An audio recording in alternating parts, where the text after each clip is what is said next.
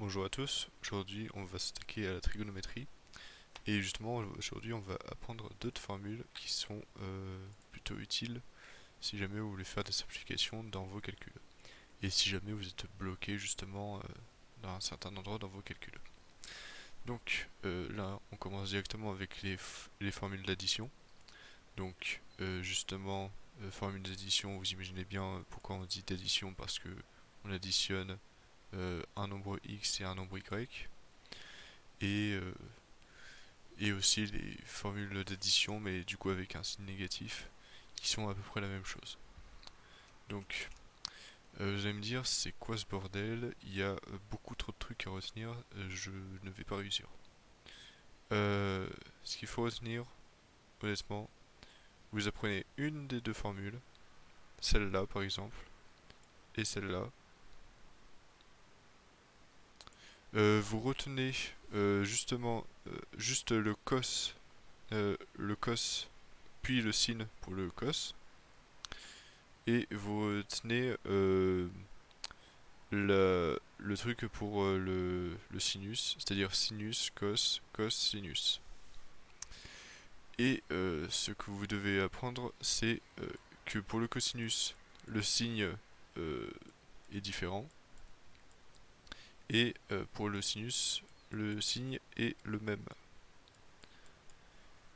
Et ensuite, vous avez juste à intervertir, hein. Vous avez justement cosinus de x moins y, c'est la même chose avec un plus, et sinus de x moins y, qui est la même chose avec un moins. Voilà. Donc ça, c'est les formules d'addition qui sont primordiales dans toutes les formules que je vais présenter après, car justement elles permettent justement de trouver les autres formules. On passe aux formules de linéarisation, il me semble. Donc on a le cosinus de 2x qui est égal à ceci, ou ceci, ou ceci. Et généralement on privilégie le premier, mais le, les trois formules marchent.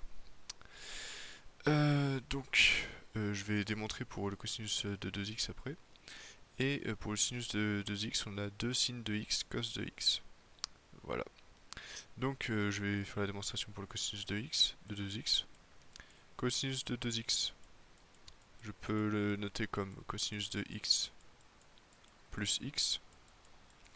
Qu'est-ce que je fais? J'utilise la première formule qui est ici. Donc du coup, j'ai cosinus de x fois cosinus de x moins sinus de x, sinus de x. Et ça, bien évidemment, ça me donne cosinus au carré de x moins sinus au carré de x. Alors vous allez me dire, mais comment j'ai fait apparaître ces deux autres formules? Eh bien, il faut revenir juste avant. Et là, il faudra rajouter, puis enlever une partie de l'équation. Donc, je vous rappelle d'ailleurs que euh, le cosinus au carré d'un angle plus le sinus au carré de ce même angle est égal à 1. On va pouvoir s'amuser avec cette formule qui justement peut peut beaucoup nous aider. Donc, euh, ce qu'on va faire, parce que justement c'est comme ça qu'on va faire apparaître le moins 1 ici et le 1 qui est là. Ce qu'on va faire, c'est qu'on va reprendre la première formule, cosinus au carré, enfin cosinus au carré de x plus, enfin non, moins sinus au carré de x. Et là, on va rajouter le cosinus au carré de x, puis l'enlever. Vous allez me dire, mais c'est bizarre un peu comme méthode. Eh bien... Enfin non. Oula. hop, moins le cosinus au carré de x. Vous allez me dire c'est bizarre comme méthode, mais détrompez-vous, ça nous aide de fou. Parce que là, j'ai justement les deux cosinus au carré qui viennent ici, et j'ai sinus au carré et cosinus au carré qui me restent. Donc je réécris le reste. J'ai du coup 2 cos au carré de x moins, entre parenthèses, cosinus au carré de x plus sinus au carré de x. Parce que on le remarque, hein, il y a un moins pour le sinus et il y a un moins pour le cosinus. Donc je peux factoriser par moins. Résultat, ça, c'est égal à 1. Donc le résultat est 2 cos au carré de x moins 1. Voilà pour les deux premières formules. La troisième, en soi, c'est la même chose, sauf que justement, à la place d'additionner et d'enlever cosinus au carré, vous allez additionner avec du sinus au carré et enlever du sinus au carré. Je vais pas faire la démonstration parce que c'est redondant, mais je vais faire la démonstration pour le sinus au carré, enfin le sinus de 2x, qui justement est le même principe. Donc je vais quand même le faire. On a sinus de 2x est égal à sinus de x plus x. Donc du coup, d'après mes formules juste avant, j'ai ceci. Merde. Sinus de x cosinus de x plus cosinus de x sinus de x. Donc là, on remarque qu'il y a la même chose des deux côtés, donc on peut dire directement de sinus de x cos de x. Voilà pour les démonstrations de ces deux formules. J'espère que ça vous aidera à l'apprentissage. Moi, ça m'a bien aidé. Et à présent, on va s'attaquer aux formules de duplication cette fois. Donc, les formules de duplication, qui sont les deux suivantes, viennent directement de... comment ça s'appelle? Elles viennent directement des formules qu'on a démontrées avant, c'est-à-dire avec celle-là et avec celle-ci. Donc je vais le démontrer. D'après ce que j'ai ici, j'ai cosinus de 2x qui est égal à soit 2 cos au carré de x moins 1, soit 1 moins 2 sin au carré de x. Hop. Donc j'ai ces deux équations, hein. Justement parce que les deux équations vont me donner les formules dans les deux sens. Donc isolons le cosinus au carré et le sinus au carré. On a donc si je mets de l'autre côté, j'ai cosinus de 2x plus 1 est égal à 2 cosinus au carré de x. Je divise par 2 et du coup je trouve bien la formule qui est juste au-dessus. Je vais faire en détail parce que à l'oral c'est peut-être pas top. Donc j'ai cosinus de 2x plus 1 est égal à 2 cos au carré de x. Si et seulement si. D'ailleurs je vais mettre si et seulement si ici aussi. Cosinus au carré de x est égal à cosinus de 2x plus 1, le tout divisé par 2. Et vous dites bien que la deuxième formule est la même. Vous faites justement cosinus de 2x moins 1 est égal à moins 2 sinus de x, et enfin sinus au carré de x, oula. Et donc vous avez bel et bien la formule du sinus au carré qui est la suivante. 1 moins cos de 2x, le tout divisé par 2. Parce que justement le moins 2 va intervertir les signes, et du coup j'aurai 1 moins cos de 2x sur 2. Voilà pour les deux formules de duplication. À présent, les formules de factorisation, il me semble. Je sais plus qu'est-ce que c'est comme nom, mais celle-là, je sais que c'est la formule de déphasage, que j'ai jamais appris, honnêtement.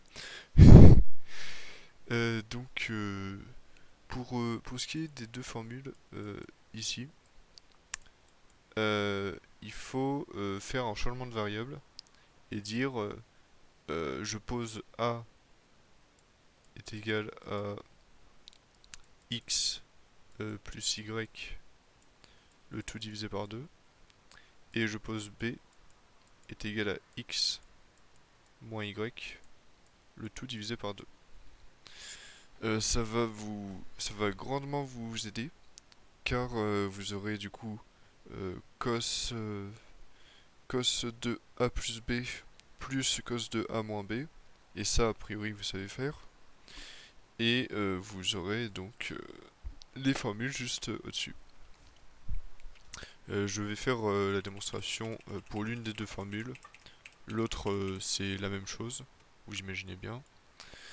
Donc cosinus de x plus cosinus de y.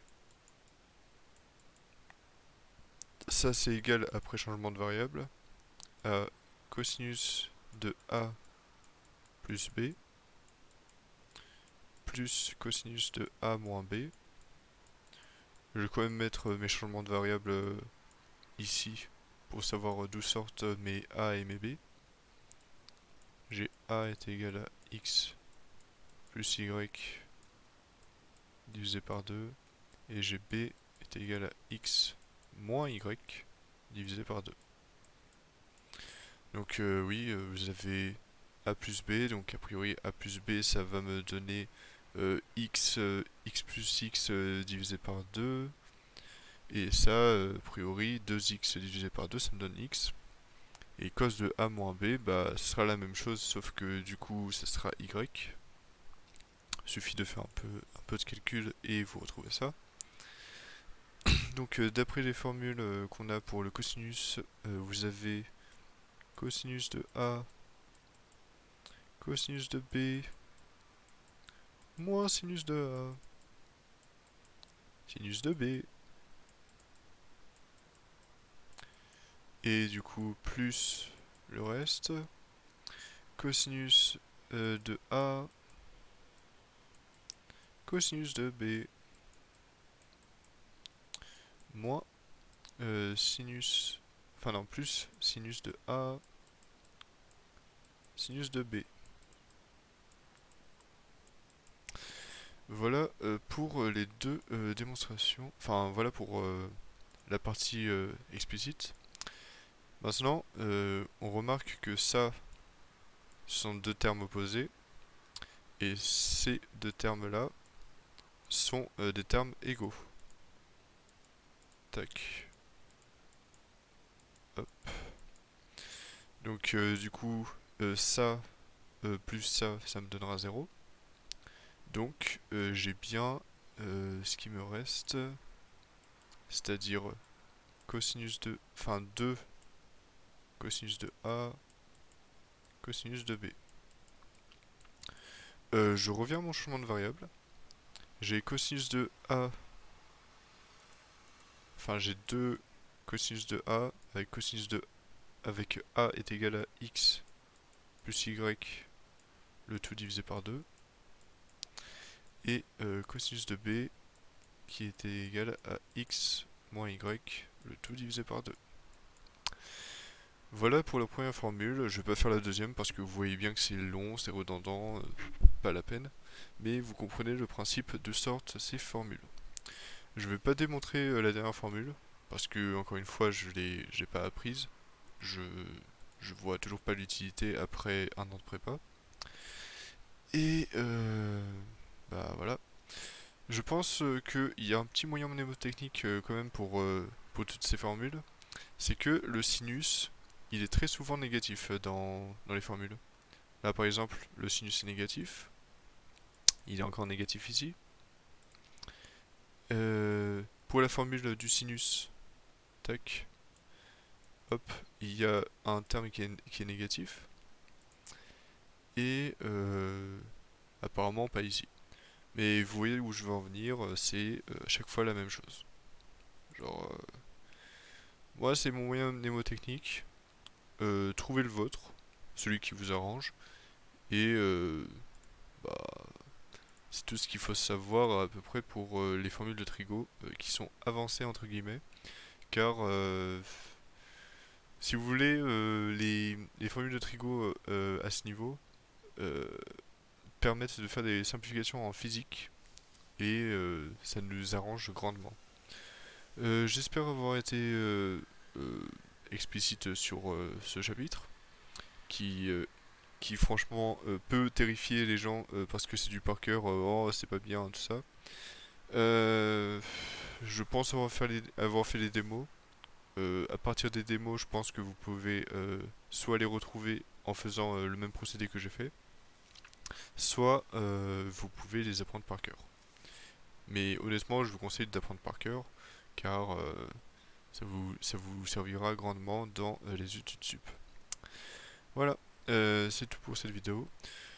Au revoir.